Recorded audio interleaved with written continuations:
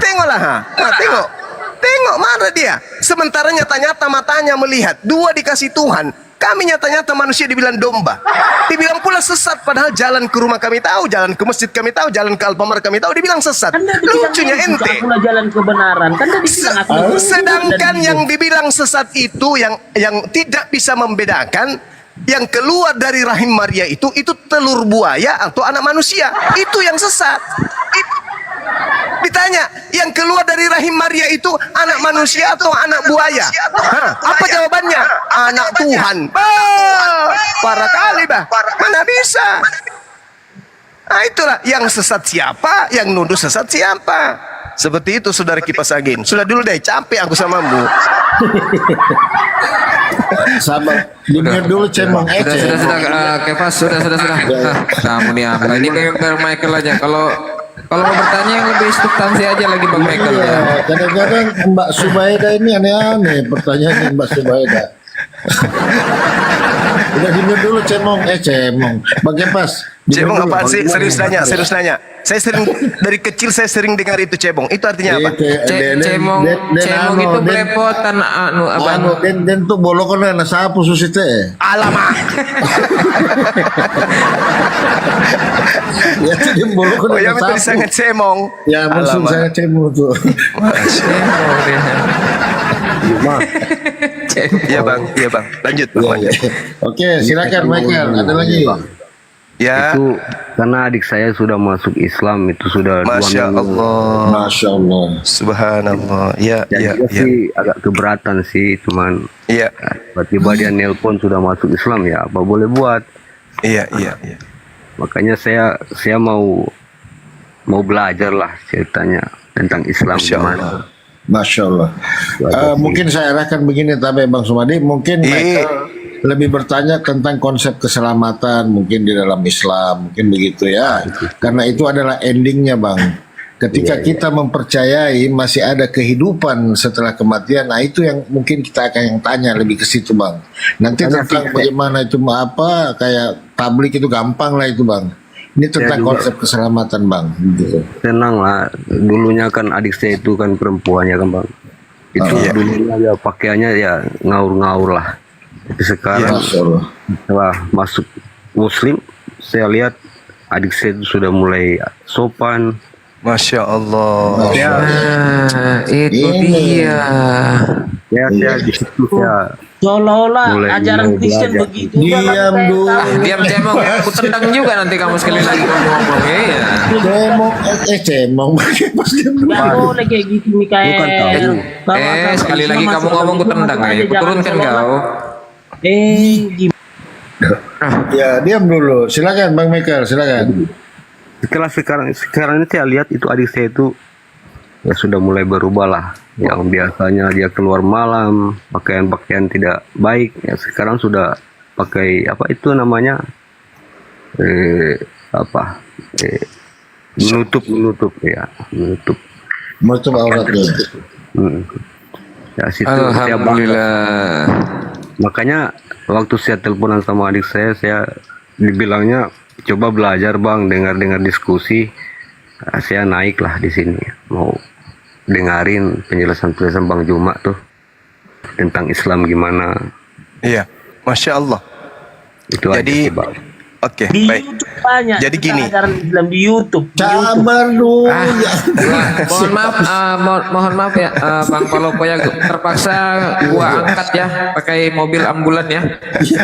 Lebih baik saya naikkan oten yang mau belajar ya, yang mau masih banyak kok yang antri di bawah juga. Mungkin siapa tahu juga ada yang seperti Bang Michael ya kan, gitu. Iya. Yang buat cemong-cemong untuk sementara di bawah dulu ya. Lanjut Gerunda. Jadi baik Bang, ini kan Ya, ada banyak silakan. beberapa penjelasan waktu saya ke gereja itu. Banyak pendeta yang bilang katanya Nabi Muhammad begini-begini. Saya sih secara akal sih saya nggak percaya sih itu. Cuman ya lebih baiknya Bang Juma yang menjelasin apakah betul itu Nabi Muhammad itu kawin pada umur 8 tahun ya kalau nggak salah itu saya dengar. Itu gimana itu Bang? Apakah betul itu pernyataan pendeta apa enggak? Apa Baik. gimana itu? Kita nggak tahu. Baik, saudaraku, baik. Jadi gini, nikah itu menghalalkan yang tadinya diharamkan. Itu nikah. Iya, betul. Itu yang pertama. Yang kedua, memang ada hadits yang menerangkan Nabi Muhammad SAW kemudian menikahi Siti Aisyah pada usia 6 tahun. Dan kemudian serumah dengannya di usia 9 tahun. Itu 1400 tahun silam di padang gurun. Kenapa kemudian binatang onta itu tidak ada di tempat kayak kita di Indonesia ini? Jarang. Kalaupun hidup dia butuh kemudian bukan secara alami. Karena orang di padang gurun itu, jangankan orangnya, binatangnya pun itu binatang-binatang yang tangguh. Makanya orang-orang Arab itu besar tinggi, tulangnya besar-besar semua. Itu sekarang. Apatah lagi 1400 tahun silam. Usia 9 tahun itu, anak-anak itu sudah bukan mulai, tapi mereka itu sudah dewasa di zaman sekarang. Makanya di tradisi Yudaism, wanita itu bisa dinikahi di usia 3 tahun. Itu dulu. Bahkan saya sekarang usiaku 40-an. Waktu kecil itu masih santer orang wanita-wanita itu menikah di usia SD loh. Bahkan banyak nenek-nenek kita yang mengatakan saya dinikahkan pada saat itu belum haid. Nah, apakah kemudian itu dianggap sebagai suatu pelanggaran? Tidak. Tak ada pelanggaran. Pelanggaran apa? Cuman di negara kita ini yang bikin aturan itu karena banyaknya kemudian tindakan-tindakan pelanggaran seksual kepada anak di bawah umur. Nah, Rasulullah menikahi tidak menggauli di usia itu. Serumah di usia 9 tahun. Tidak ada informasi menggauli di usia itu. Sedangkan sejarah. Itu hadis kan bisa saja kemudian dhaif, bisa juga maudhu, bisa lemah, bisa palsu. Kalau hadis, kabar. Tapi sejarah tidak bisa dibohongi.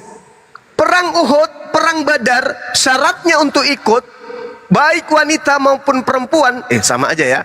Baik wanita maupun laki-laki, syarat ikut perang 15 tahun. Siti Aisyah ikut perang. Pada saat itu berarti usianya 15 tahun. Sedangkan pada masa itu beliau belum dinikahi baginda Rasulullah Muhammad sallallahu alaihi wasallam. Syarat ikut perang 15 tahun. Aisyah ikut perang usia itu pada masa itu. Sedangkan usia 15 tahun menjadi syarat ikut perang. Nah, Siti Aisyah sudah ikut dan dia belum menjadi istri baginda Rasulullah Muhammad sallallahu alaihi wasallam. Maka sejarah lebih benar daripada informasi yang tadinya di antara penyampainya ada yang lalai, ada yang hafalannya buruk, ada yang pendusta dan seterusnya. Artinya sejarah lebih betul. Contoh. Dikatakan di 2024 ada seorang apologet muslim di Makassar bernama Bang Suma. 2024. 100 tahun kemudian ada orang yang menceritakan dari sipulan menceritakan saya pernah bertemu dengan Bang Suma bla bla bla. Tapi yang diceritakan itu kejadian di tahun 1800. Itu yang dijadikan rujukan. Tetapi ada pelaku sejarah yang menceritakan tahun sekian Bang Suma tahun 2024 dia di Makassar melakukan penginjilan, melakukan debat lintas agama. Itu lebih betul karena yang diceritakan itu adalah sejarah, bukan berita-berita yang tadi, tapi sejarah lah yang betul. Nah, inilah yang terjadi kepada baginda Rasulullah Muhammad sallallahu alaihi wasallam. Jadi sahabatku, kalau ada pendeta dia sekolah di mana? Islamologi, betul, beberapa SKS, dia belajar di STT.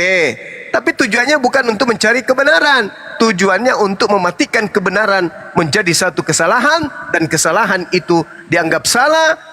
kesalahan yang dibuat-buat itu dijadikan sebagai olok-olokan terhadap baginda Rasulullah Muhammad sallallahu alaihi wasallam. Demikian. Oke, iya, Bang. Oke, Bang. Jadi saya mau tanya, apakah betul itu Bang? Yesus itu pernah sholat, apakah ada ayatnya Bang itu? Apa itu, Bang? Apakah benar? Apakah ada ayatnya ini Yesus pernah sholat Bang? Di dalam Al-Quran Dalam Bible. ada Matius 26 nomor 39. Matius berapa Bang? 26:39. Ya, iya, tunggu ya Bang. Iya. Coba Ya, Bang. sambil menunggu Bang Mikael ya. Izin sedikit Burunda ya. Iya, silakan, silakan. Iya, ini buat teman-teman di bawah yang bertanya-tanya kemana Kepas, kemana Kepas. Kepas sudah dijemput Paulus ke rumah sakit ya teman-teman ya. Jadi Kepas sudah dijemput dan mudah-mudahan setelah keluar dari RS dia bisa lebih baik lagi. Ya, terima kasih. Lanjut Oke, Burunda. baik. Gaspol teman-teman, tap-tap layar ya, tembus 1 M ya, Masya Allah penonton malam ini ya. Masya Allah, edukasi banget Bang Suma ya. Siapa? Bang Darian, kopi masih ada Bang Darian? Kopi, Bang Darian. Tadi saya Enak disebut diam-diam bikin kopi gue kopi dulu. sendiri di sini itu. Oke, air panasnya ada teman-teman, kopinya yang nggak ada nih. Kirim dong. Lanjut. Benar Bang ya. Matius 26:39 betul ya?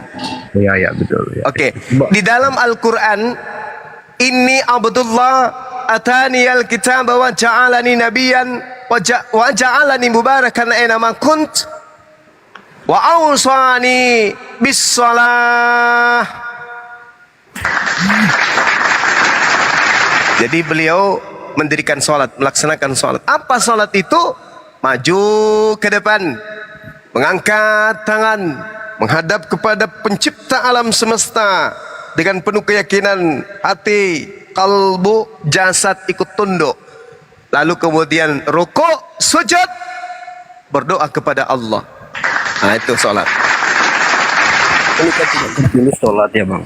Ya, itu gimana tuh Bang? Gimana? Ini kan tidak tertulis Yesus sholat, itu gimana itu? Ya, sholat itu kan doa. Prosesi sholat doa. Pembedanya ketika Yesus mengatakan masih banyak yang ingin aku ajarkan kepadamu, tapi engkau belum sanggup menanggungnya. Tapi ketika ia datang, yaitu roh penolong yang diutus oleh Bapa, dialah yang akan mengajarkan segala sesuatunya. Itu satu. Yang kedua, jika hidup keberagamaanmu tidak lebih baik dari ahli Taurat, maka engkau tidak akan masuk ke dalam surga. Ahli Taurat dalam beribadah sujud, mereka melakukan 3 kali sehari semalam. Umat Islam juga melakukan itu. Abraham sujud, Yakub sujud, semua sujud dalam beribadah. Makanya tadi Yesaya 66 nomor 23 sujud. Sujud dalam beribadah kami menyebutnya dengan sholat. Gitu Bang. Ya. Ya, kembali ke Al-Quran ya Bang, tentang Islam. Iya. Ya. Itu saya mau nanya, itu Allah itu gimana ya Bang? Allah ya, Tuhan Islam itu gimana? Oke. Baik. Ya.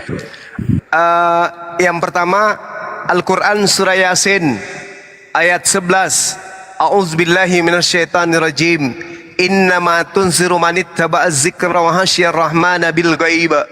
Fabashshirhu bimaghfirati wa ajrin karim.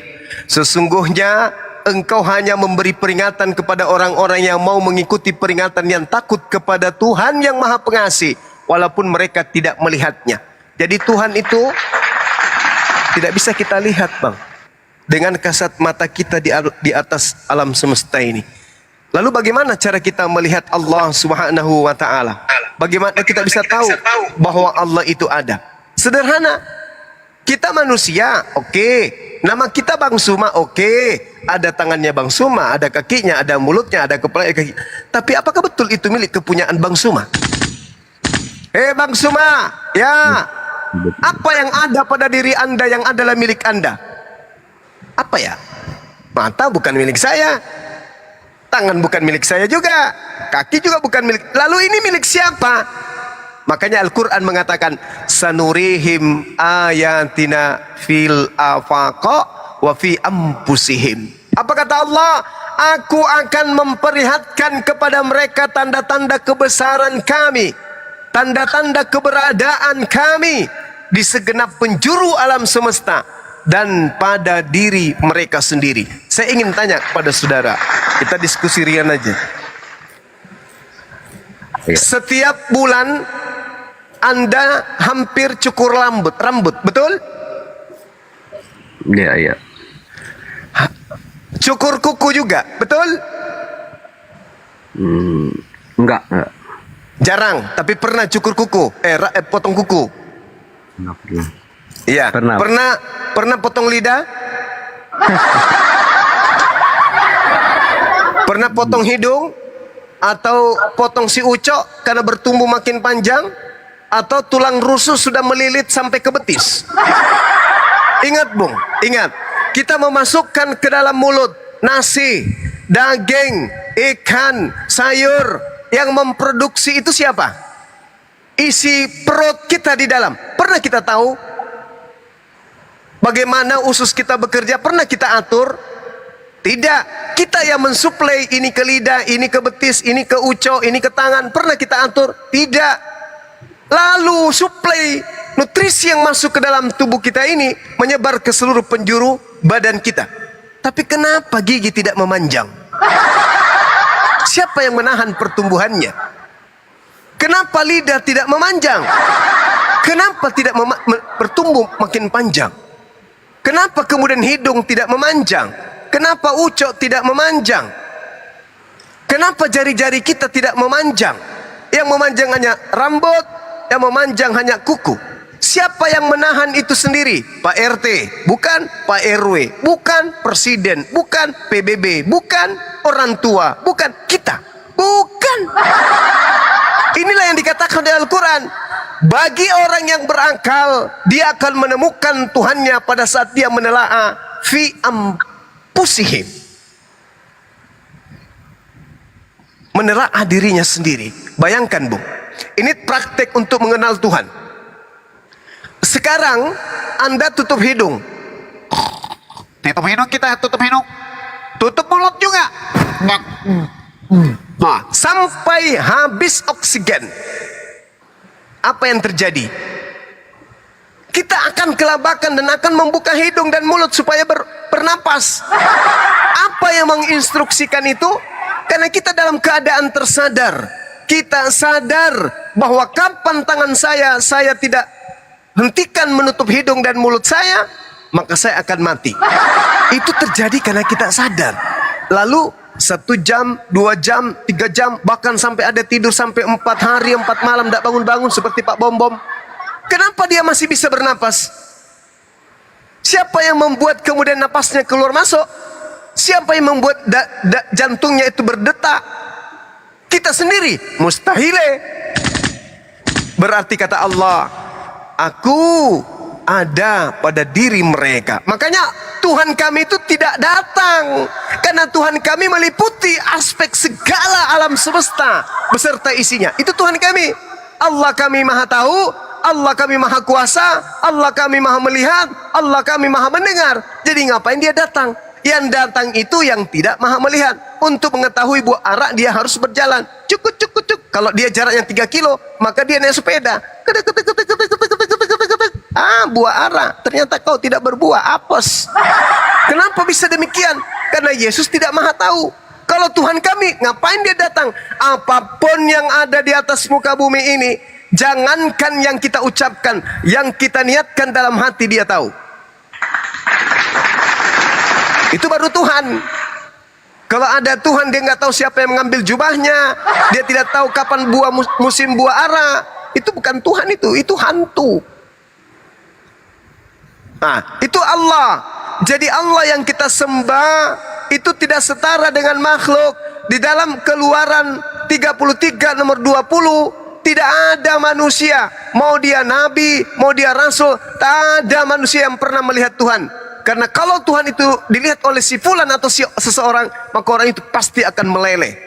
Pasti Injil akan binasa. Keluaran ya. Bang, Injil Keluaran 33:20 ya.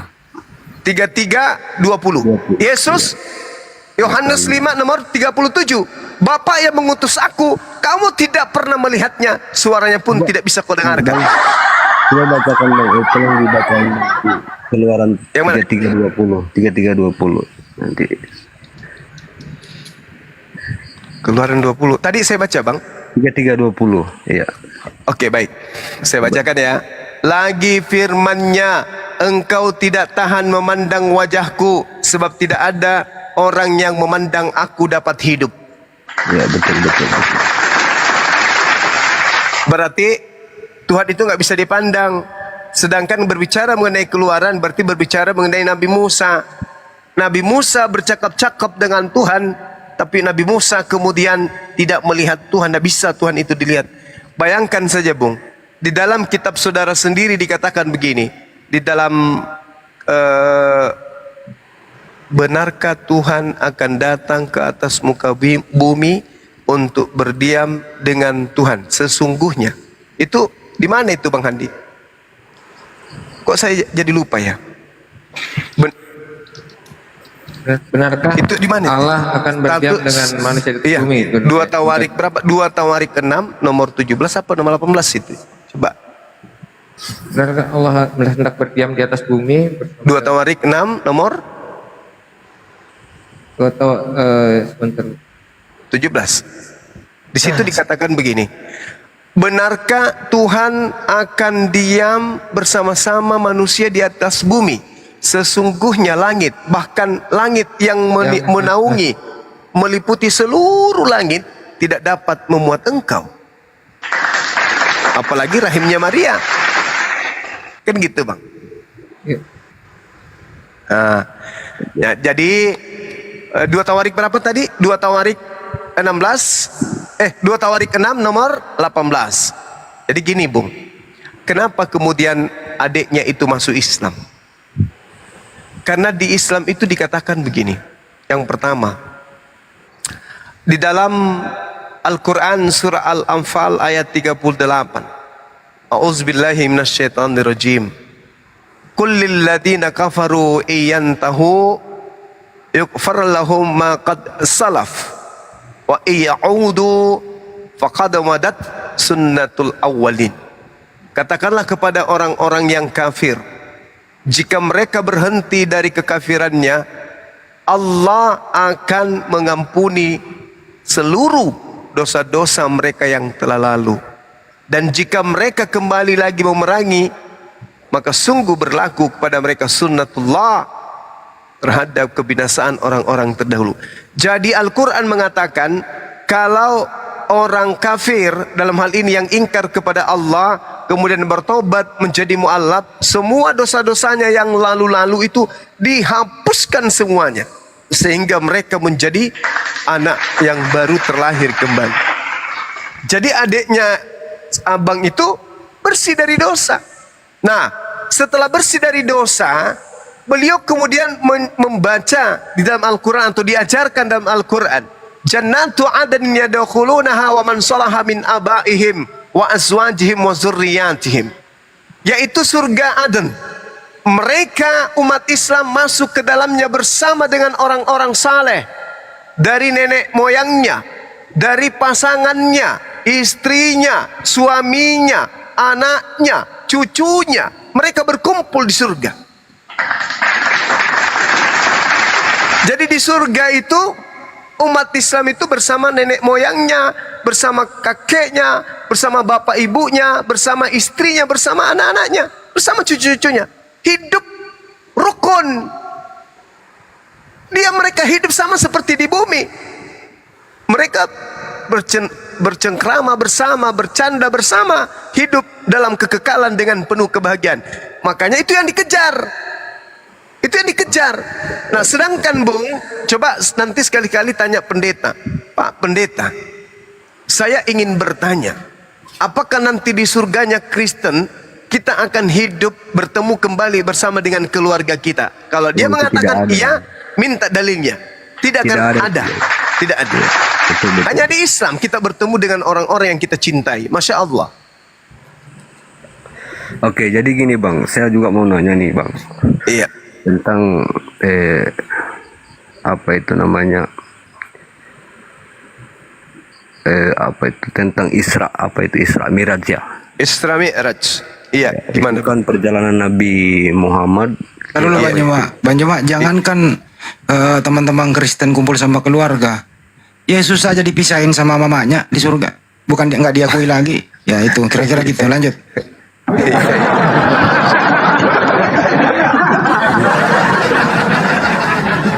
Apakah itu Bang? Apakah itu betul tuh Bang? Apakah ada ayatnya atau Allah langsung yang berfirman yang mana bertemu dengan Nabi Muhammad itu Bang? Iya, baik. Jadi gini, Bung. Bagi Allah dalam hal mengatur ciptaannya itu tak ada yang mustahil bagi Allah.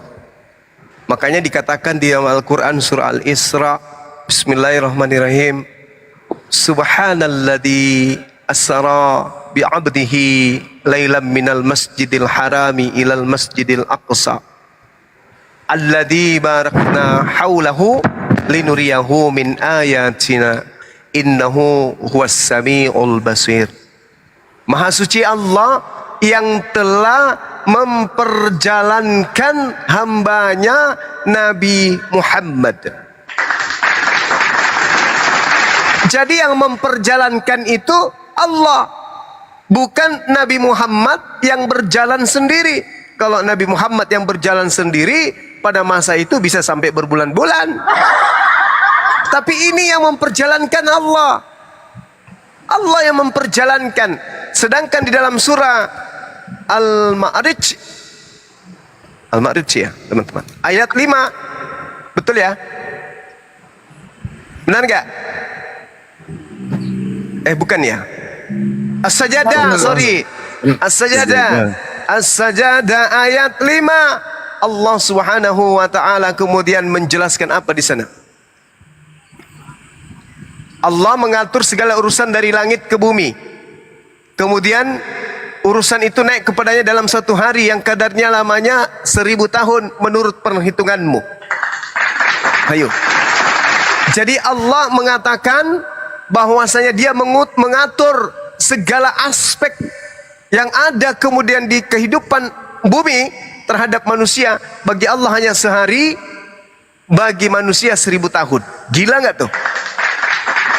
Jadi kalau bagi Allah sehari 1000 tahun, bagi manusia, bayangkan, bagi Nabi Muhammad itu cuman semalam. Bagi Allah itu berapa? Kalau semalam saja bagi hitungan manusia. Ngeri. Benar nggak? Ngeri nggak tuh? Saya ulang. 1000 tahun lamanya bagi hitungan manusia sama dengan sehari hitungan bagi Tuhan. Nah, Nabi Muhammad diperjalankan dalam hitungan hari manusia hanya berapa menit, hanya berapa jam. Kalau berapa jam saja dalam hitungan manusia, kira-kira lamanya bagi Tuhan berapa lama tuh?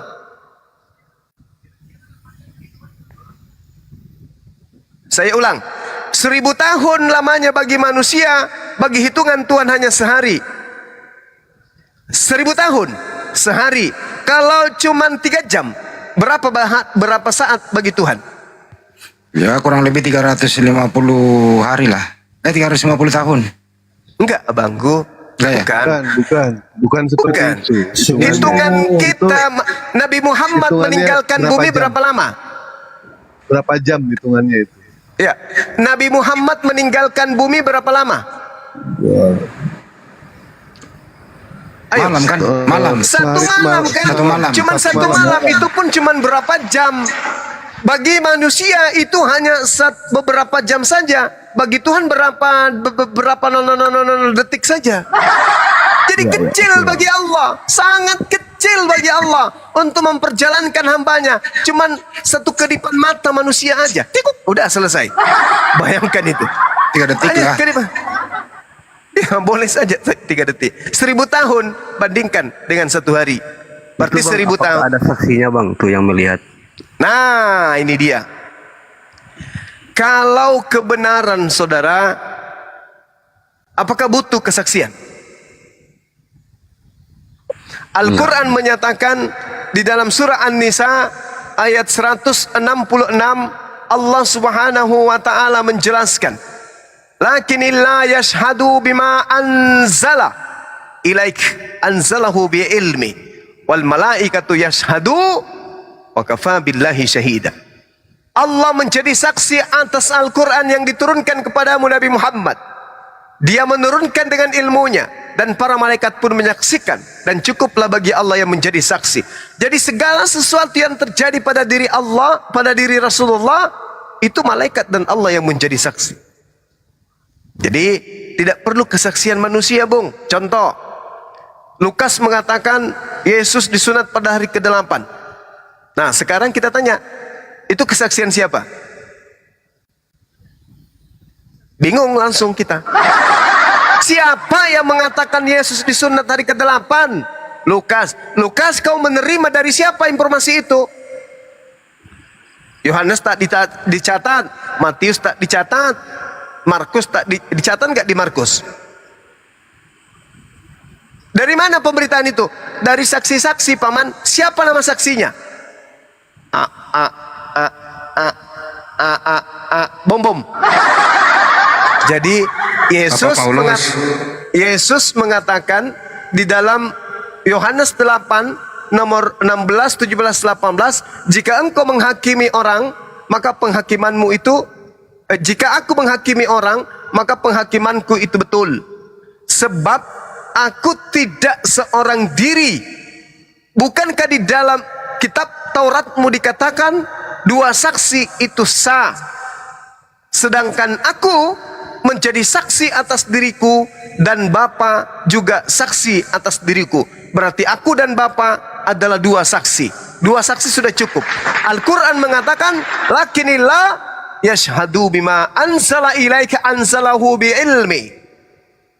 Ditambah satu lagi, wal malaikatu yashhadun. Allah, Rasulullah, malaikat. 3. Yesus hanya 2. Dirinya dan Allah. Yohanes 8 nomor 15 sampai nomor selanjutnya. Demikian. Oke. Terus masalah ini tentang Jibril. Ya, sebentar, Mikael, bentar bang. Dari tadi kan abang kan sudah sepertinya udah banyak bertanya ya. Izin Gurunda sedikit Gurunda ya. Boleh. Ambulans lagi, enggak kan? Enggak, belum. Enggak, begini Bang Michael. Ini yang Anda silahkan Anda mau bertanya 9 jam ya, enggak masalah. Cuma satu pertanyaan saya. Setelah dari sekian banyak pertanyaan Anda, cuma satu pertanyaan saya. Apa dasar Anda sampai saat ini masih menuhankan anaknya Maria? Itu aja dulu. Udah enggak sih Bang? Saya udah enggak percaya lagi tuh. Semenjak adik saya coba Anda, saya ingin dengar dari mulut Anda. Saya tidak percaya Yesus itu adalah Tuhan. Coba. Ya, memang saya sudah enggak percaya Yesus itu Tuhan karena Masya Allah. Subhanallah. Alhamdulillah. Ya, itu saya cuma butuh dengar itu aja. Lanjut dulu dah. Baik. Bang, boleh menambahkan nggak sedikit Bang dari tadi? Oh iya kata juga, dong. Bang, yang bicara. Kebetulan saya bikin kopi dulu. Silakan. Gocap. Pakai masaku Gurunda ya. Iya, pakai rasa tahu. Kopi habis lagi, boros betul ini yang di atas minum kopi teman-teman di bawah. Aduh, baru Baik, aja satu teko habis lagi kopi. Ini yang tadi sore juga Gurunda, Darian yang tadi sore juga di Komal. Baik. Siap. Nah, inilah yang dikatakan sebagai diskusi ya. Diskusi dengan menggunakan yang namanya hati. Jangan berdiskusi menggunakan pikiran. Karena pikiran itu bisa kacau nanti.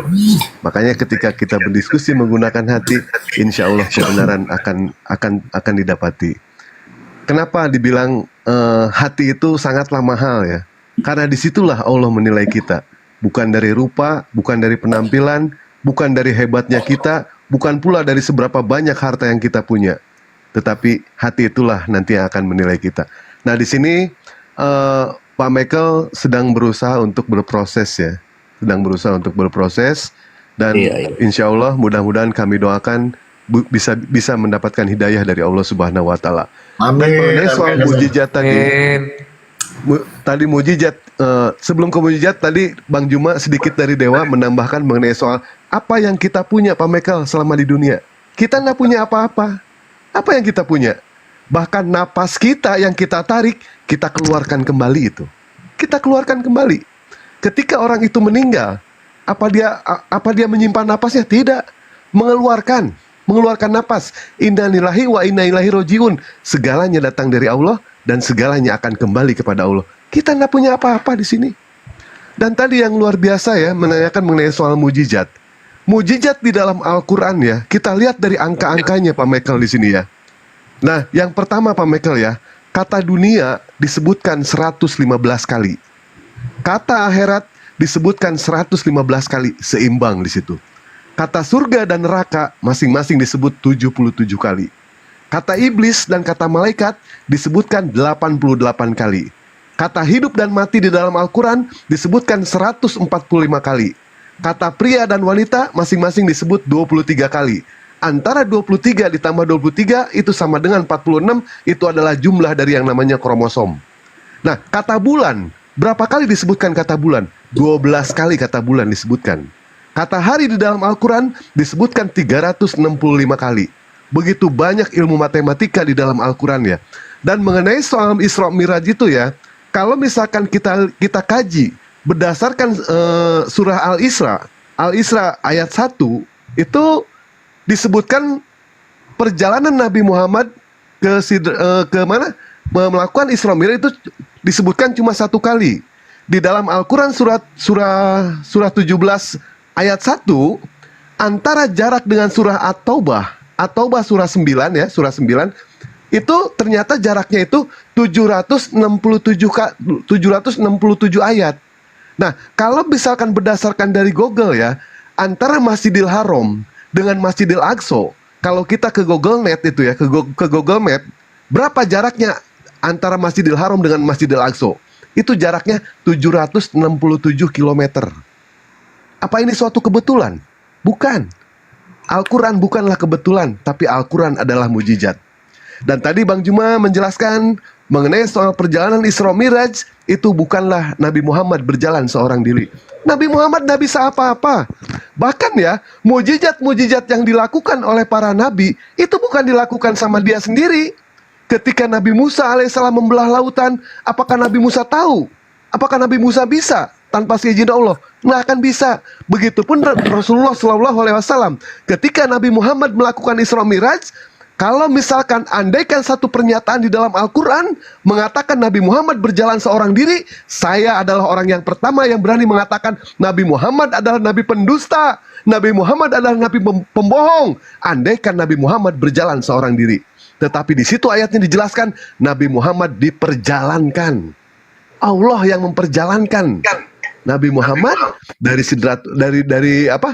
Masjidil Haram ke Sidratul Muntaha. Jadi bukan keinginan Nabi Muhammad, bukan. Tapi itu adalah keinginan Allah. Allah yang memperjalankan. Apa yang tidak mungkin bagi Allah? Semua mungkin kalau Allah menghendaki. Begitu. Ya, Pak Michael. Tambahan sedikit dari Dewa. Oke. Silakan. Baik. Oke, silakan. Mungkin Bang Handi mau ditambahkan sedikit? Atau teman-teman ada? Sambil menunggu Bang Suma bikin kopi.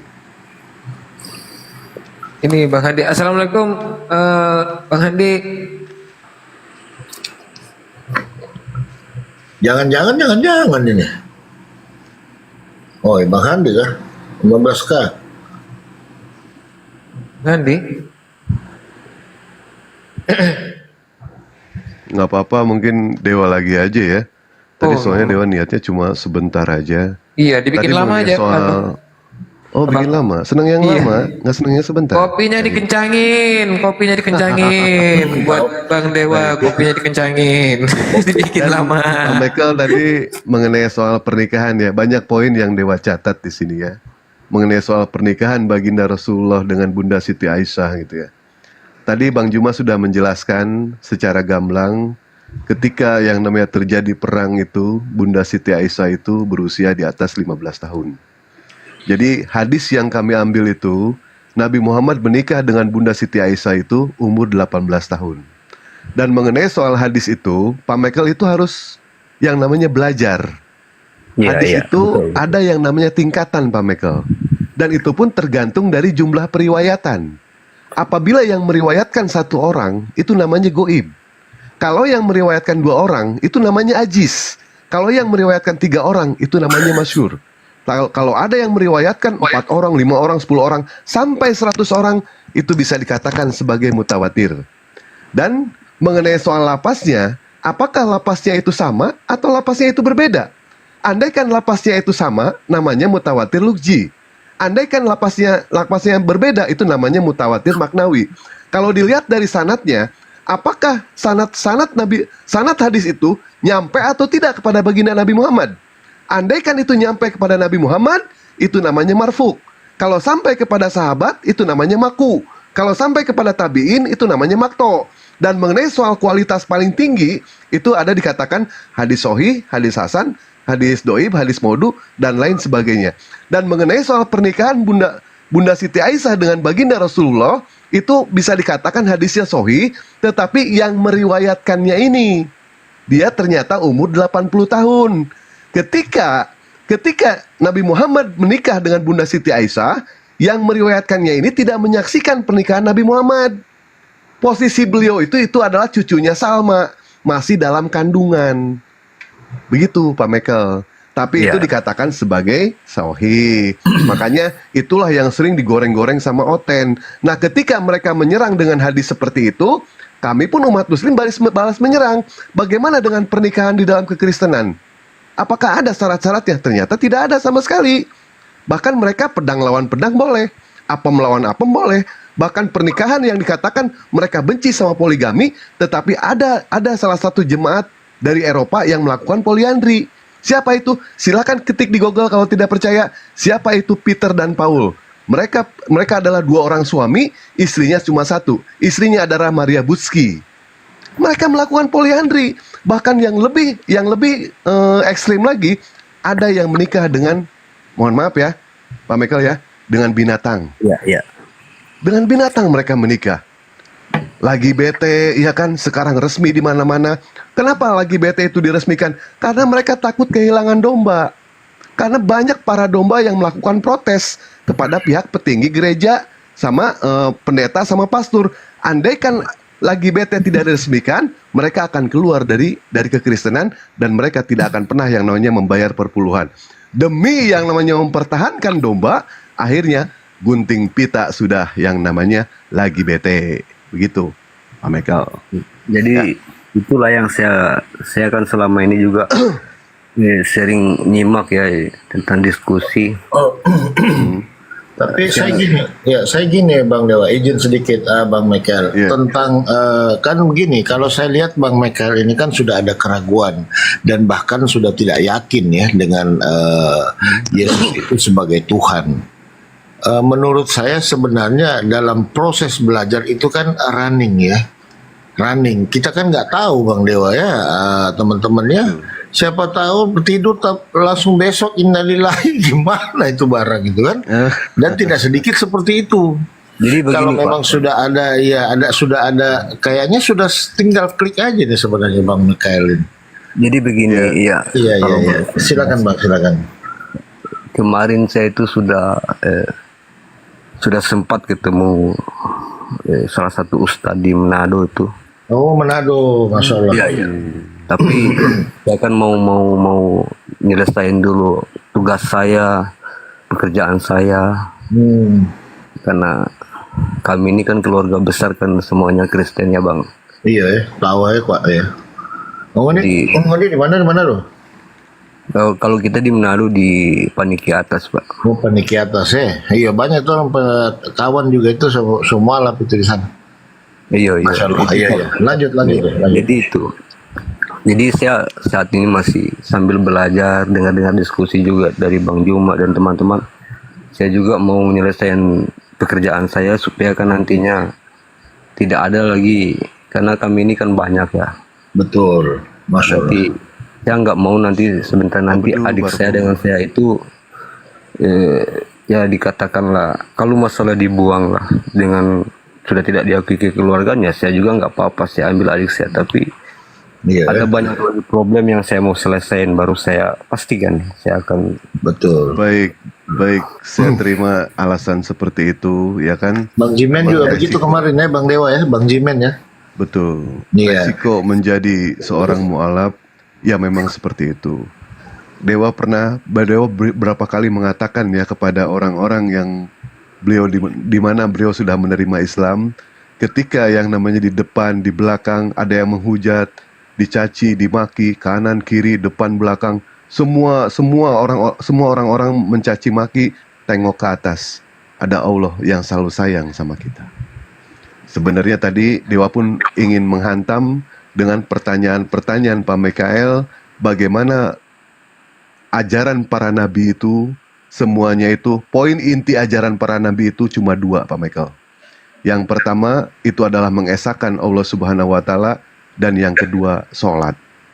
Di dalam Keluaran 40 nomor 32, apabila mereka masuk ke rumah pertemuan dan apabila mereka datang ke mezbah itu, maka mereka membasuh kaki dan tangan. Artinya mereka berwudu di sini. Jadi ketika yang namanya orang itu mau melakukan sholat, mereka berusaha untuk mensucikan diri, bukan membersihkan diri. Karena yang namanya bersih belum tentu suci, tetapi kalau suci itu sudah pasti yang namanya bersih. Di dalam Matius 26 nomor 39, maka Yesus maju sedikit lalu sujud dan berdoa. Di dalam 1 Raja-Raja 18 ayat 42, lalu Ahab pergi makan dan minum, tetapi Elia naik ke puncak Karmel, lalu ia membungkuk ke tanah dengan mukanya bersujud di antara kedua lututnya. Di dalam Nehemia 8 ayat 7, semua para nabi melakukan yang namanya sholat. Karena poin inti ajaran para nabi itu cuma dua.